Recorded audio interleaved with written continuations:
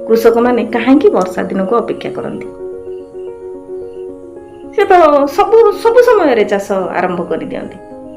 अन्नटा सृष्टि करिवार समय होची सेई चतुर्मास को कहीं अपेक्षा करती। कहीं ना जो समय रे भूमि कोमल थाए एवं जो समय रे भूमि आमको सबु किछि देबा पई निजको प्रस्तुत करि थाए।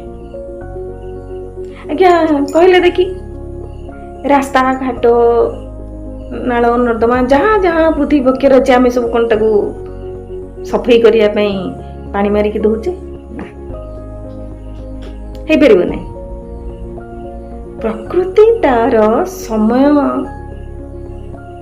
आसिले ये सारा संसार को धोई दउची, परिष्कार कर दउची, स्वच्छ कर दउची। सेई भली भाबरे आम शरीर को मध्य सफाई दरकार, शुद्धता दरकार। यही चतुर्मास ही यही शरीर शुद्धि, मन शुद्धि, विचार शुद्धि एवं कर्म शुद्धि करिवार समय अटे।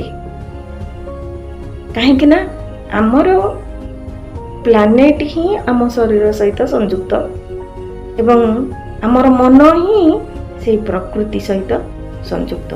जो प्रकृति आमको साधना उन्मुखी करे थाए सो सन्मुख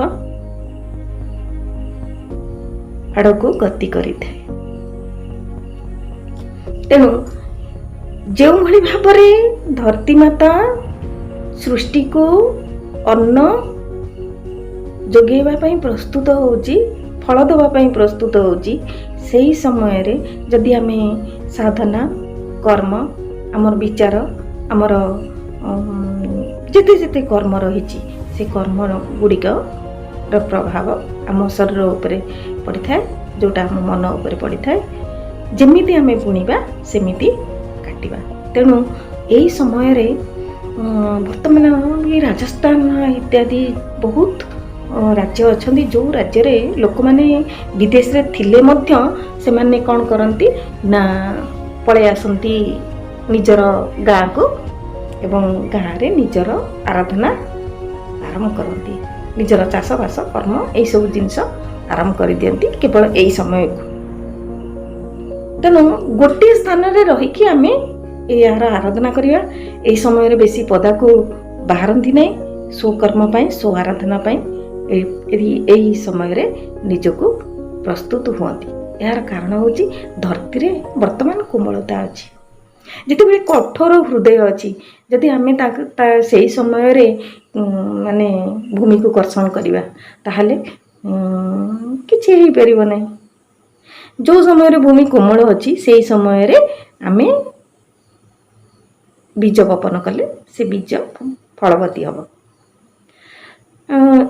आउरी गोटे महत्व रहा यही समय रे जीवजंतु माने काया विस्तार करती। बहुत छोटे छोटे छोटे छोटे छोटे छोटे कीट माने यही समय रे सृष्टि होती, जमती कि आमे आखि को देखा जाउ नथबा जिनस मध्य आमे यही समय रे सृष्टि हुए।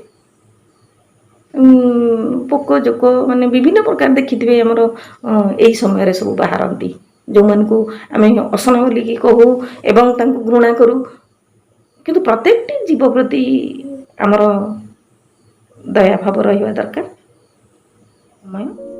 यही समय रे ही आमर विचार को कौन करबा ना स्थिर रखिबा, आत्मकल्याण निमित्त, स्वकल्याण निमित्त, जगतर कल्याण निमित्त। तो आमे तीनोटी कल्याण भितर आमे जदि धरि नबा जगतर कल्याण निमित्त ताहले आमर मध्य ता भितर स्वकल्याण निहित रहुछि, आत्मकल्याण मध्य निहित हो जाछि। तेणु जगतर कल्याण निमित्त यही समय ही वृक्षारोपण आदि बहुत कार्य करा जाउछि। जेतक देखिबे आज्ञा पर्वणी सब रही आमर यही चतुर्मास ही आरंभ हो जाए। जेमती आमर आरंभ होता है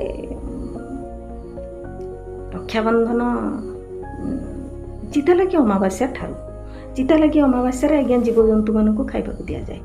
जो गोटे आमर पूर्व काल रही चितौ पिठा ये चितौ पिठार महत्व हूँ आज्ञा ये जे कि यही समय जो नुआ नुआ जीव मैंने सृष्टि होती से किसी खाद्य दि जाए कहीं संसार कल्याण काम कर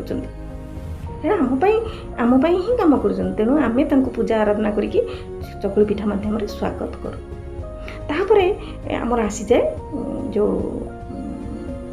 एटा कहती जो गोमाता पूजन रक्षाबंधन बलभद्रंकर जन्मदिन कहीं यही समय आमर बिलरे बलद माने चाष करती चाष करके बहुत खटी था प्रति आमर गोटे स्नेह सद्भाव भक्ति भाव रहा दरकार तेणु आम कौन करचे ना गोटे दिन रखीचे जोटा कि ही जन्मदिन हिसाब से आम नौ एवं बहुत जत्नर सहित पूजा करूँ पूजा आराधना करी खाइबा दि जाए। मोर गुरु को अनंत कोटि प्रणाम।